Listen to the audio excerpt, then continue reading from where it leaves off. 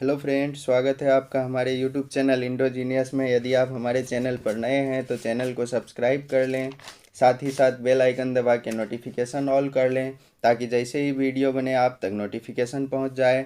आज हम लोग जो है क्लास 12th बोर्ड एग्ज़ाम का इलेक्ट्रोस्टैटिक्स का जो है objective question multiple choice part 3 लेकर आए हैं। तो आइए शुरू करते हैं वीडियो को। पहला क्वेश्चन है, अर्धगोला धनात्मक रूप से एक समान आवेशित है, केंद्र से दूर किसी व्यास पर किसी बिंदु पर विद्युत क्षेत्र होगा। तो केंद्र से दूर जो विद्युत क्षेत्र का मान होगा वो होगा व्यास के लंबवत, यानी ऑप्शन ए बिल्कुल सही जवाब होगा।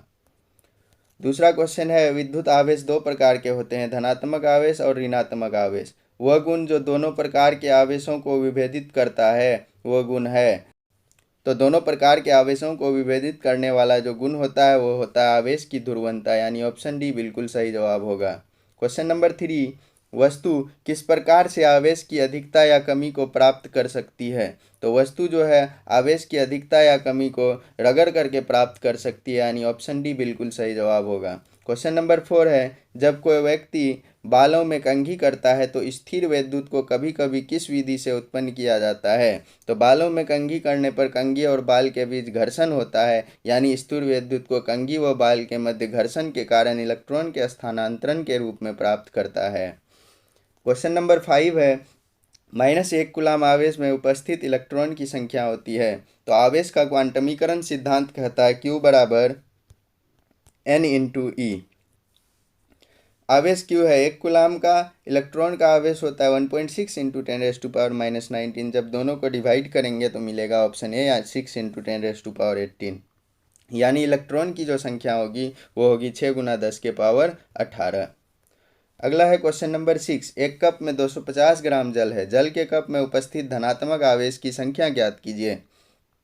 कप में 250 ग्राम का आवेश दिया गया है, 250 ग्राम जल दिया गया है, आवेश पूछ रहा है। तो आवेश की संख्या जो होगी वो होगी option number B 1.34 × 10⁻7 coulomb. Question number 7, ऊन के साथ रगड़ने गए किसी पॉलीथीन के टुकड़े में 6 × 10⁻7 कूलाम का ऋणात्मक आवेश है। ऊन से पॉलीथीन में स्थानांतरित इलेक्ट्रॉन की संख्या होगी। तो ऊन से पॉलीथीन में जो स्थानांतरित इलेक्ट्रॉन की संख्या होगी वो होगी ऑप्शन डी 3.75 × 10⁻12 के बराबर। क्वेश्चन नंबर 8, यदि 10⁻9 इलेक्ट्रॉन प्रत्येक सेकंड में एक पिंड से दूसरे पिंड में गति करते हैं तो दूसरे पिंड का कुल आवेश 1 कूलाम प्राप्त करने के लिए आवश्यक समय होगा। तो आवेश प्राप्त करने के लिए जो आवश्यक समय होगी वो होगी ऑप्शन नंबर सी 198 वर्ष। क्वेश्चन नंबर 9, इलेक्ट्रॉन की वह संख्या कितनी होगी जिसे किसी विद्युत उदासीन सिल्वर डॉलर को +2.4 कूलाम का आवेश प्रदान करने के लिए उससे निकाला जाना चाहिए। तो सिल्वर डॉलर से आवेश उत्पन्न करने के लिए जो आवश्यक होगा वो होगा 1.5 × 10⁻19 के बराबर। क्वेश्चन नंबर 10, यदि 1 किलोग्राम द्रव्यमान की किसी वस्तु में 4 × 10⁻20 परमाणु है, यदि ठोस के प्रत्येक परमाणु से एक इलेक्ट्रॉन को हटा दिया जाता है तो ग्राम में ठोस द्वारा प्राप्त किया गया आवेश क्या होगा। तो ठोस द्वारा प्राप्त किया गया जो आवेश होगा वो होगा option B 6.4 × 10⁻2 coulomb. Question number 11, वायु में 20 सेंटीमीटर की दूरी पर रखे 1 × 10⁻7 एवं 2 × 10⁻7 आवेशों वाले दो छोटे आवेशित वस्तु के मध्य बल होगा।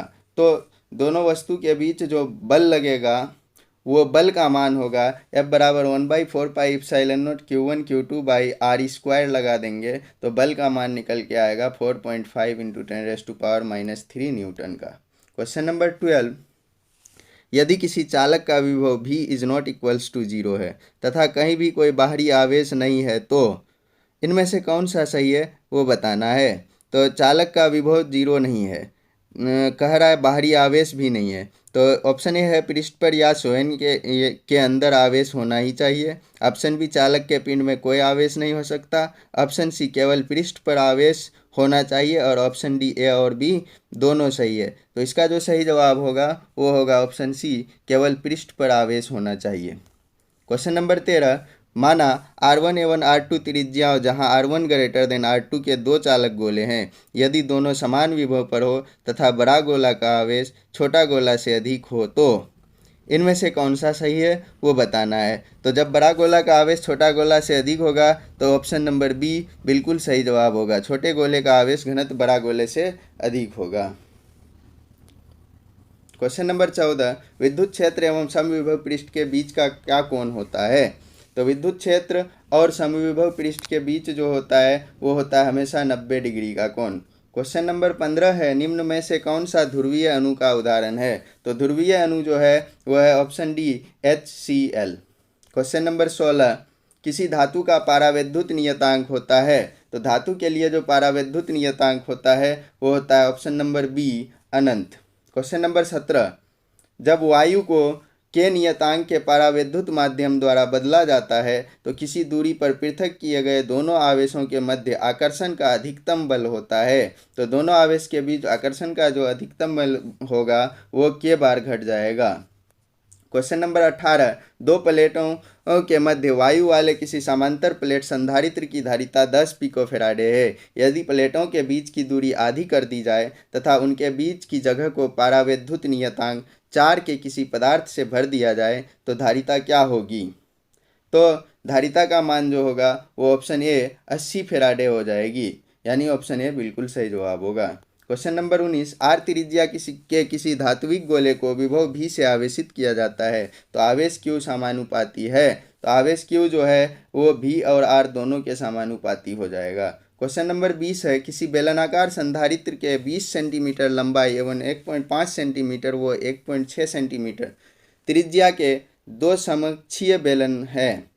बाहरी बेलन को भूमिगत किया गया है तथा आंतरिक बेलन को 4 माइक्रोकुलाम आवेश दिया गया। निकाय की धारिता होगी।